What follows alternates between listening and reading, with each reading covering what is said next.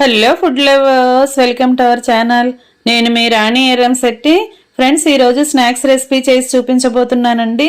1 cup బియ్యం పిండితో చాలా టేస్టీగా, క్రిస్పీగా, కారంగా కమ్మగా ఉండే స్నాక్స్ అండి. టీ టైంలో చక్కగా అప్పటికప్పుడే మనం ప్రిపేర్ చేసి ఫ్యామిలీకి సర్వ్ చేయొచ్చు. ఆ ప్రాసెస్ అంతా నేను మీకు చూపిస్తాను. వీడియోని మధ్య మధ్యలో స్కిప్ చేయకుండా ఫస్ట్ నుంచి లాస్ట్ వరకు చూడండి. ముందుగా ఒక మిక్సింగ్ బౌల్ తీసుకోండి. 1 కప్పు నిండా బియ్యం పిండి వేసుకోండి. ఇది పొడి బియ్యంని మరపట్టించుకున్న పిండి అండి. టేస్ట్కి సరిపడా సాల్ట్ వేసుకోండి. మీ ఘాటుకి తగ్గట్టుగా కారం వేసుకోండి. 1 టేబుల్ స్పూన్ నువ్వులు వేసుకోండి. అలాగే వేరుశనగ పప్పుల్ని డ్రై రోస్ట్ చేసుకుని స్కిన్ తీసుకుని గ్రైండ్ చేసుకున్న పొడి అండి, అది కూడా 1 టేబుల్ స్పూన్ వేసుకోండి. అలాగే 1 గంట క్రితం నానబెట్టుకున్న పెసరపప్పు వేసుకోండి. 1 గంట క్రితం నానబెట్టుకున్న శనగపప్పు వేసుకోండి. వాటర్ అన్నీ కూడా తీసేసుకుని అలా వేసుకోండి. అలాగే కడిగి పెట్టుకున్న కరివేపాకు కూడా కొంచెం వేసుకోండి.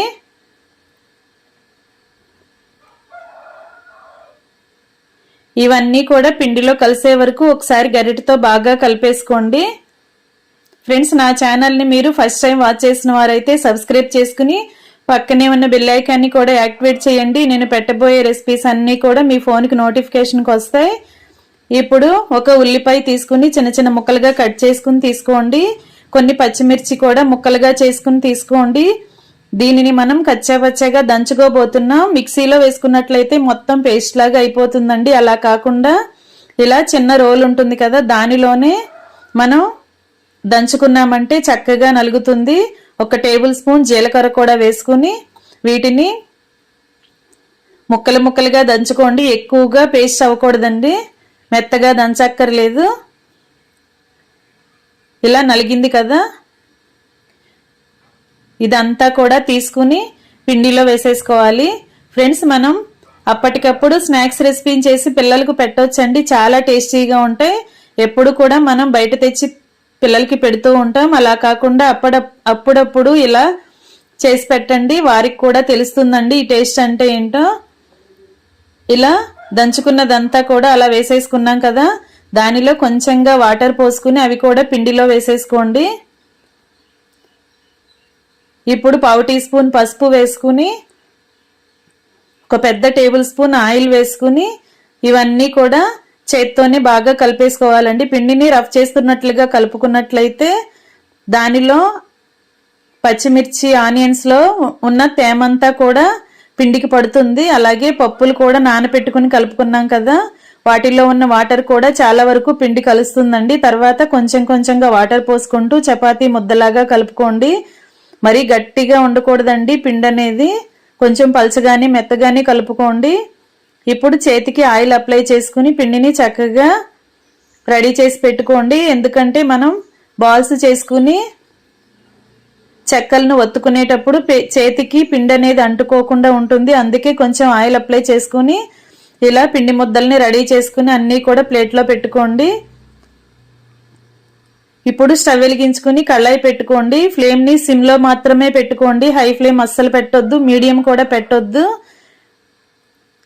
ఇప్పుడు 1 టేబుల్ స్పూన్ ఆయిల్ వేసుకోండి. ఆయిల్ అస్సలు ఎక్కువగా పీల్చుకోదండి.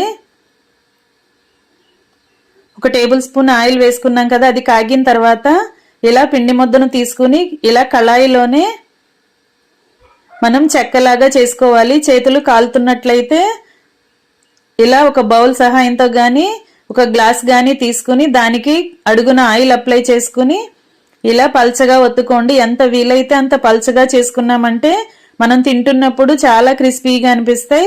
ఎక్కడైనా కొంచెం మందంగా అనిపిస్తే అక్కడ మాత్రం మెత్తగా ఉంటుందండి తినేటప్పుడు. అందుకే చక్కగా బాగా పల్చగా చేసుకున్నట్లయితే చక్కగా ఫ్రై అవుతుంది. అలా చేసుకున్న తర్వాత అక్కడక్కడ చిన్న చిన్న హోల్స్ పెట్టుకోండి. ఎందుకంటే ఆయిల్ అంతా కూడా అక్కడికి కూడా వెళ్ళి లోపల వరకు కూడా ఫ్రై అవుతుంది. అలా కొంచెం సేపు ఫ్రై అయిన తర్వాత వెనక వైపు కూడా టర్న్ చేసుకుని అలా అటువైపు కూడా ఫ్రై చేసుకోండి. ఫ్రెండ్స్, ఈ ప్రాసెస్ చాలా సింపుల్ అండి. అంతేకాకుండా చాలా కమ్మగా అనిపిస్తుందండి తింటుంటే. పెద్దవారికి నచ్చటమే కాకుండా చిన్నపిల్లలు కూడా చక్కగా ఎంజాయ్ చేస్తూ తింటారు. ఎందుకంటే దానిలో పప్పులు వేసాం, అలాగే నువ్వులు పల్లీల పొడి కూడా వేసాం కదా, టేస్ట్ అయితే అస్సలు అదిరిపోతుందండి. మీ అందరికీ కూడా నచ్చుతుంది. కళాయి కాలుతున్నప్పుడు మనం చేతితో చేసుకోలేం కదా, ఇలా ఒక ఆయిల్ పేపర్ కానీ ప్యాకింగ్ కవర్స్ కానీ కట్ చేసుకుని దానికి ఆయిల్ అప్లై చేసుకుని ఆ పేపర్ మీద కూడా ఇలా వీలైనంత పల్చగా ఒత్తుకోండి. ఇలా అంచుల వరకు కూడా పల్చగా ఒత్తుకున్నట్లయితే మొత్తం ఈవెన్గా ఫ్రై అవుతుంది. తింటున్నప్పుడు చాలా క్రిస్పీగా అనిపిస్తుంది. ఇలా వేళ్లతో అక్కడక్కడ చిన్న చిన్న హోల్స్ పెట్టుకోండి. ఆయిల్ లోపలికి వెళ్ళి మధ్యలో కూడా చక్కగా ఫ్రై అవుతుంది. ఇలా చేసుకుని కూడా మనం ఆయిల్లో ఫ్రై చేసుకోవచ్చండి. డీప్ ఫ్రై చేయాల్సిన పని లేకుండా అప్పటికప్పుడే 1 టేబుల్ స్పూన్ ఆయిల్తో చక్కగా మనం స్నాక్స్ రెసిపీని ప్రిపేర్ చేసి పెట్టేయచ్చు. అన్నీ కూడా ఇంట్లో ఉండే ఇంగ్రీడియంట్సే కదండి. పల్లీల పొడి నువ్వుల పొడి మాత్రం అస్సలు స్కిప్ చేయొద్దు, దానివల్ల టేస్ట్ చాలా బాగుంటుందండి.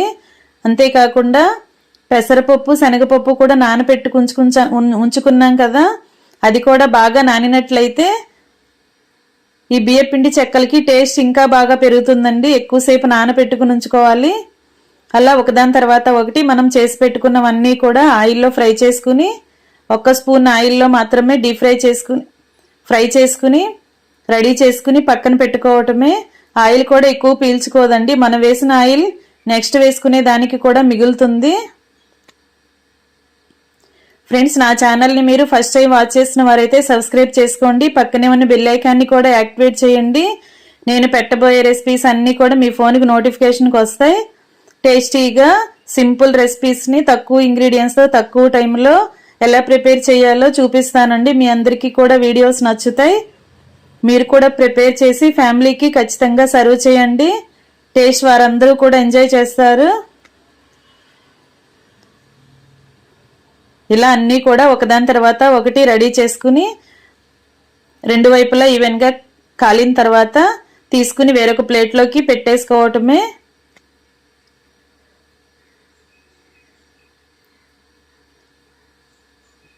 ఫ్లేమ్ మాత్రం చక్కగా సిమ్లోనే పెట్టుకోండి, అస్సలు పెంచొద్దండి మంటని. టైం పట్టినా సరే ఇలా సిమ్లో పెట్టుకుని కాల్చుకున్నట్లయితే మాడకుండా చక్కగా కరెక్ట్గా ఫ్రై అవుతుంది. తింటున్నప్పుడు కూడా టేస్ట్ చాలా బాగా తెలుస్తుందండి. ఇంకా రెడీ అయిపోయాయి ఎంతో టేస్టీగా ఉండే రైస్ ఫ్లోర్ రెసిపీ చెక్కలు. మీ అందరికీ కూడా వీడియో నచ్చినట్లయితే లైక్ చేయండి. అలాగే మీ ఫ్రెండ్స్కి ఫ్యామిలీ మెంబర్స్కి రెసిపీ షేర్ చేయండి. మీరు కూడా ఇంట్లో కుక్ చేసి సర్వ్ చేయండి. నా ఛానల్ని ఫస్ట్ టైం వాచ్ చేసిన వారు సబ్స్క్రైబ్ చేసుకోండి. మీకు చూస్తుంటేనే అర్థమవుతుంది కదండి, చాలా క్రిస్పీగా రెడీ అయ్యాయి. టీ టైంలో మనం ఏదో ఒకటి ఫ్యామిలీ కోసం ప్రిపేర్ చేస్తూ ఉంటాం కదా, హాట్ ఇష్టం ఉన్న వారికి ఇలా ఒకసారి నేను చూపించే వీడియో ప్రకారం ప్రాసెస్ ప్రకారం మీరు చేసినట్లయితే చాలా క్రిస్పీగా కారంగా గమ్మగా ఘాటుగా చాలా బాగుంటాయండి. ఖచ్చితంగా ట్రై చేసి చూడండి.